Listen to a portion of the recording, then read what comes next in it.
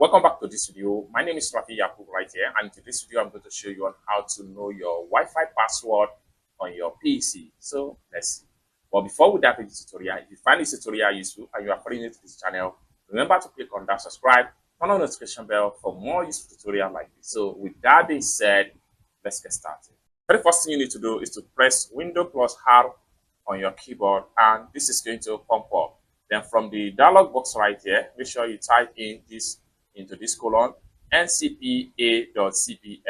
Then click on OK, and this is going to pop up. Next thing you need to do is to simply navigate to your Wi-Fi, right click on it, and then make sure you go to property. Then the next thing you need to do is to go to wireless property. Then next thing you need to do is to go to security. Then under the security section, come down below right here, click on show character. Here we go. Then you have your Wi-Fi password. It's as simple as that. I hope you really got value for this video. If you find this video useful, give this video a big like, and also remember to subscribe to the channel for more useful tutorials like this. Thank you so much for watching, and I hope to see you in my next video. Bye for now.